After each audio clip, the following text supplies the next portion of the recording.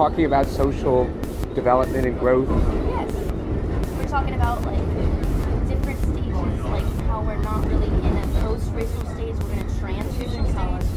Because you wouldn't say like, oh, like this is the white coach of this football team, but you would say, oh, this is the black coach of this football team. Interesting. Which is interesting how we're Yes. at different generations, I would say, so like change things like that, you know, because I think that my kids someday are going to look at racism and things in a totally different than say like my grandparents. Right. What will we get to the point of, say, having that attitude about classism or materialism and spirituality? Will we actually get to the point where we can say, think in terms of, well, that would be post-religion, I think, where we can say, wait, we all have spiritual needs, and just because I happen to, have a certain upbringing and this is the way it is for my worldview or my cosmological view, that doesn't mean, well, that can just be a barrier.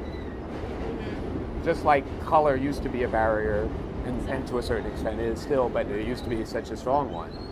What about being able to get to that point? I'm actually working with people who are saying, well, let's look at social media. I mean, how long, when are you getting off? Just so okay. So that version, the 34th to 14th Street version of, I'll write this down here, and I'll just let you have it, and then I'll explain a little.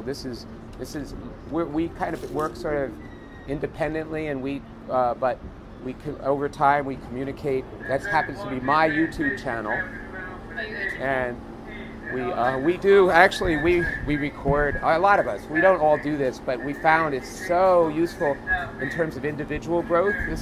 We call this a parrot. It's a recorder, and we record. We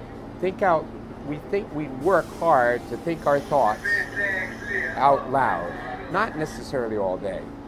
I happen to do it almost all day, but I started doing it 5 minutes here, half hour there, and it's a way. I mean, therapy. You go and you pay people a fortune for you and that person to go back and use the same memory that is part of your problem. Your way of not seeing things is going to be part of the way you're going to look at the thing you're not seeing. So this is a way to actually go back to your former self and hear yourself. And so anyway, it happens to be it's a new way of using technology that's actually not cutting edge technology. Yeah.